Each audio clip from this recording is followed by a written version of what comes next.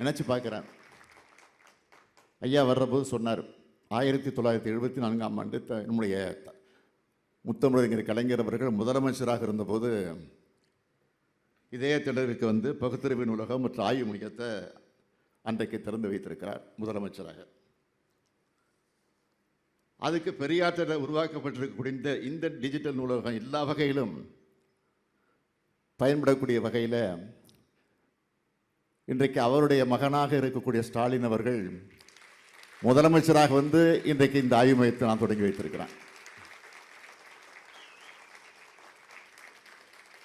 எப்பவும் பயனுள்ள பணிகளை பார்த்து பார்த்து செய்யக்கூடியவர் நம்முடைய ஆசிரியர் அவர்கள்.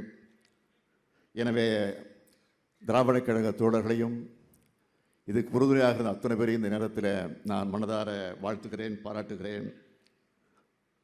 நம்முடைய பகுத்தறிவு புகழ் தந்தை பெரியார் அவர்களுக்கு எனது இனமான வணக்கத்தை இந்த நேரத்தில் செலுத்துகிறேன். ஐயா குறிப்பிட்டு சொன்னார், அண்மையில் கேரள மாநிலத்தில் இருக்கக்கூடிய வைக்கம் போராட்டத்தை நினைவுபடுத்தி வைக்கம் வீரராக வலம் வந்த தந்தை பெரியாருக்கு அங்கு புதிய மாளிகையும்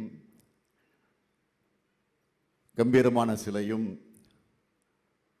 இளைய சமுதாயம் பயன்படக்கூடிய வகையில் ஒரு பெரிய நூலகமும் திறந்து வைக்கப்பட்டு வைக்கும் விழாவை சிறப்பாக நடத்தினோம். அப்பொழுது நான் உணர்ந்தது என்னவென்று கேட்டால், ஐயா ஆசிரியர் அவர்கள் அப்படியே மெய்மறந்து அந்த நிகழ்ச்சிக்கு வந்தார். வந்தது மட்டுமல்ல, என்னை மனதார பாராட்டினார், வாழ்த்தினார்.